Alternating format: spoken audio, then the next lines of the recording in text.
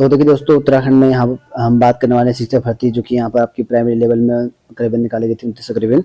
तो उसमें यहाँ पर निदेशक प्रारंभिक शिक्षा देहरादून, जो कि यहाँ पर जिला शिक्षा अधिकारी यहाँ भेजा गया है।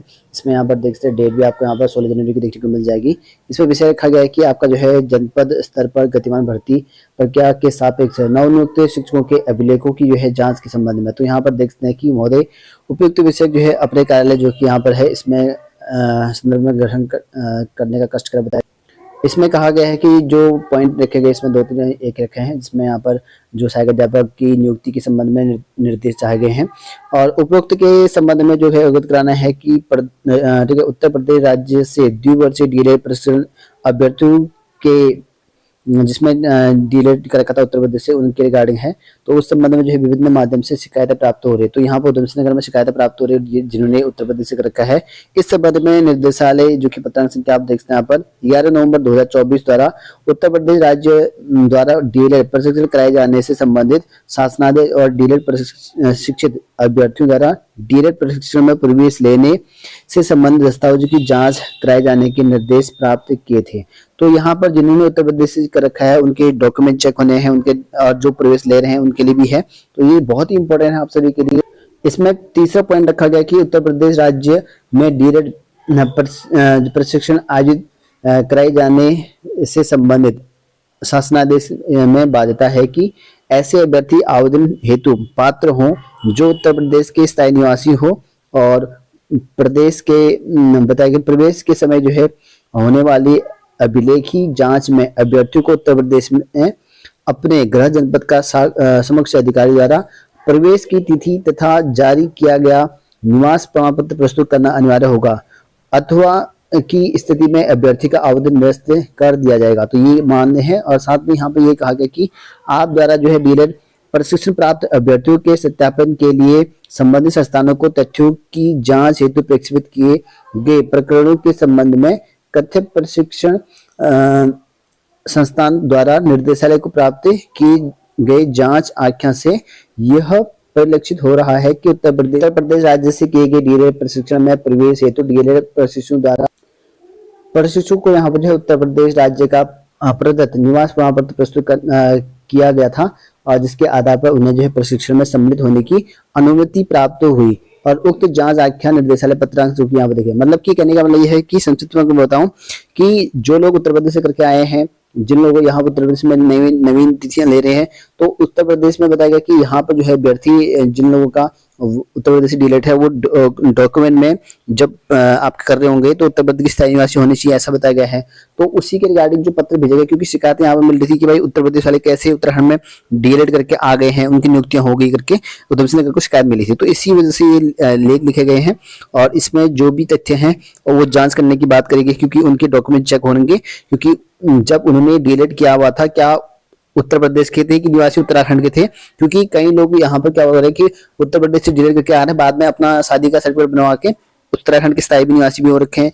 तो उनका कहना है कि हाँ, उत्तर प्रदेश से हमने डीएलएड किया था और उत्तराखंड में हमारी शादी हुई तो ये स्थायी निवासी यहाँ पर बन चुके हैं। तो इसीलिए ये चीजें जांच करने की बात करी गई है। ठीक है, पांचवा पॉइंट इसमें देख सकते हैं कि उक्त तथ्यों के इससे स्पष्ट है कि एक अभ्यर्थी उत्तर प्रदेश राज्य से स्थायी निवास आधार पर डीएलएड प्रशिक्षण प्राप्त किया गया, किंतु यह भी सत्य है कि ऐसा अभ्यर्थी द्वारा उत्तराखंड में स्थायी निवास के आधार पर सहायक अध्यापक के पद पर नियुक्ति हेतु आवेदन किया गया।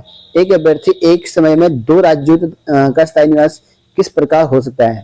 ठीक है, तो 2 राज्य से कैसे यहाँ पे हो सकता है? क्योंकि एक समय में क्या हो रहा है कि उत्तर प्रदेश से डील कर रहे हैं, दूसरी बार जो है उत्तराखंड के लिए भी अप्लाई कर रहे हैं, तो एक निवासी 2 जगह पर कैसे हो सकता है बताइए। तो इसी संबंध में यह भी कहा गया कि तथ्यों को छुपाकर जो है प्रशिक्षण किया और अथवा जो है नियुक्ति प्राप्त की गई। यदि एक राज्य स्थायी निवासी सही है तो दूसरा राज्य स्थायी निवासी अवैध माना जाएगा। यानी कि अगर आप उत्तराखंड के स्थायी निवासी हो तो उत्तर प्रदेश से कैसे डील कर सकते हो, मतलब कि एक जगह अवैध होगा, ऐसा यहाँ पर बताया गया है। और इस प्रकार आवेदन तथ्यों को यहाँ पर छुपाकर किया गया और डीएलएड प्रशिक्षण तथ्यों को छुपाकर प्राप्त किया गया है। दोनों ही दिशा में जो है प्रमाण पत्र की पत्र अवैध हो जाएगा। तो अब आपका दोनों ही प्रमाण पत्र अवैध बताया गया है और इस कथ्य महिला अभ्यर्थियों के संबंध में भी संज्ञान लिया गया है और वो विवाह के उपरांत उनकी तरह पति राज्य में स्थायी निवास प्राप्त कर लिया है, किंतु पैतृक आधार पर उत्तर प्रदेश राज्य से विवाह के उपरांत डीएलएड प्रशिक्षण प्राप्त किया गया है।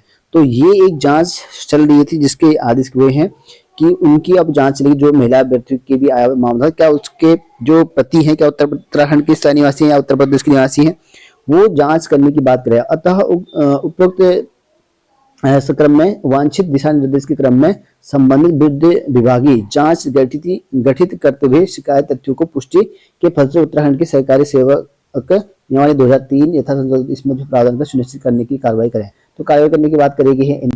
ये आप देख सकते हैं साइन भी है यहाँ पर उत्तराखंड के शिक्षा विभाग के जो निदेशक हैं इनके साइन भी हैं।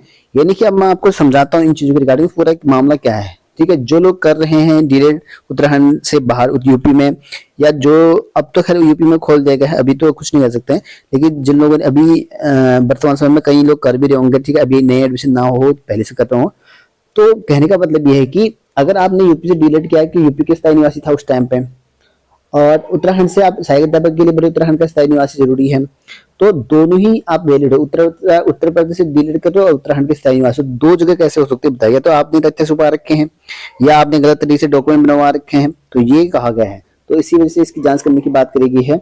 और अगर कोई इस तरह का होगा तो उसकी जांच होगी, उसके बाद चेक होगा।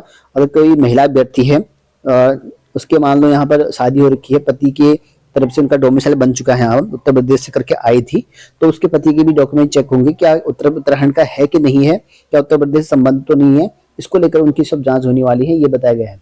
तो इस तरह का ये मामला है जो कि आप देख सकते हैं।